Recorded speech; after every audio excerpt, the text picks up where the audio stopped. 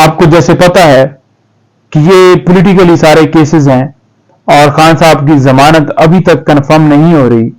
15 तारीख को खान साहब की गिरफ्तारी डाली गई, जिसमें ना खान साहब को पता है कि मैं अरेस्ट हुआ हूं और ना हमें पता है कि वो अरेस्ट हुए हैं, ना उनके रिमांड का उनको पता है ना हमें पता है। फिजिकली रिमांड जब कंटेस्ट किया जाता है तो हमेशा एक्यूज को अदालत में पेश किया जाता है।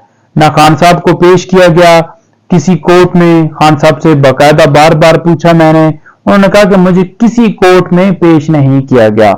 तो लिहाजा ऐसी गिरफ्तारी जो कि गैर कानूनी थी, ऐसा रिमांड जिसका कोई जिक्र ही नहीं, कैसे सीक्रेट तरीके से ये कार्रवाई की गई, किसी को कोई इल्म नहीं। और जब हम अदालत में पेश हुए हैं, वहां पर खान साहब की मौजूदगी में ये सारी चीजें उनके सामने रखी गई हैं, उनको तो कोई आइडिया नहीं था। फिर आपने देख लिया कि बेल जो है खान साहब की नहीं सुनी जा रही थी। कभी ये कहा जा रहा था कि बीमार हैं, कभी ये कहा जा रहा था कि प्रोसिक्यूटर साहब सुप्रीम कोर्ट में हैं। ये बहाने बनाए गए और मुसलसल डिले करने के बावजूद खान साहब की जमानत जो है बगैर किसी रीजंस के खारिज कर दी गई। और उसके अंदर जब हमने ऑर्डर देखा, ऑर्डर के अंदर वाज़ह तौर पर किसी जगह के ऊपर ये नहीं लिखा था कि खान साहब का ये कसूर है, ये कसूरवार पाए गए हैं, ये वीडियो है चोरी के हवाले से कि साइफर चोरी हो गया, या ये ऑडियो है कि खान साहब जो है वो इससे साबित होता है कि खान साहब के ऊपर जुर्म जो है वो साबित होता पाया है, या कोई ऐसी चीज जो कि ऐसे शवाहिद पेश किए गए हों जो कि ये साबित कर सकें, या ऐसी एविडेंस पेश की गई हो जो कि ये साबित कर सके कि खान साहब ने वाकई उसे सियासी मकासद के लिए इस्तेमाल किया गया। लेकिन दूसरी तरफ आपको बताऊं कि प्रोसिक्यूशन की तरफ से जब आर्गुमेंट्स किए जा रहे थे, अदालत के ऐसे जबरदस्त रिमार्क्स थे, हम ये समझ रहे थे कि दौरान आर्गुमेंट्स ऐसा ही ना हो कि बेल के ऊपर फैसला करके हो सकता है मुचलकों के ऑर्डर कर दें। इस तरह की सूरत हाल नजर आ रही थी। लेकिन जब फैसला आया तो बिल्कुल बरक्स था।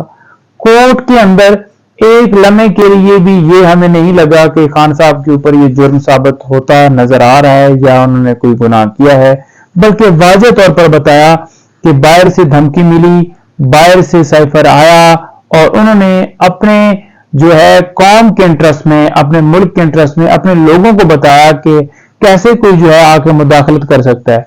कोई ऐसा मवाद, कोई ऐसे कोड्स किसी दूसरे मुल्क के साथ नहीं शेयर किए जिससे मुल्क की सलामती के ऊपर खतरा हो। तमाम हकायक कोर्ट के सामने रखे गए, तमाम जो चीजें थी वो कोर्ट के सामने रखी गई, लेकिन उसके बावजूद कोई पता नहीं है क्यों बेल खा रही है। ऑर्डर के अंदर कोई ऐसी चीज नहीं है, सिर्फ ये कहा जा रहा है कि काफी जो है वो सबूत हैं इस हवाले से।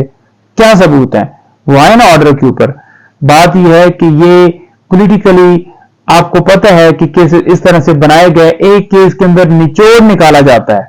तो शाखाना के अंदर आपने देख लिया इतना लंबा वो जो है प्रोसेस किया गया। जब उनकी सस्पेंशन होनी थी, हर रोज कोई ना कोई बहाना, कोई ना कोई पेट खराब है किसी का, किसी को जनाब जो है वो वकील साहब अवेलेबल नहीं है, ये वकालतनामा नहीं है जी, ये है वो है, ये बहाने बनाए गए।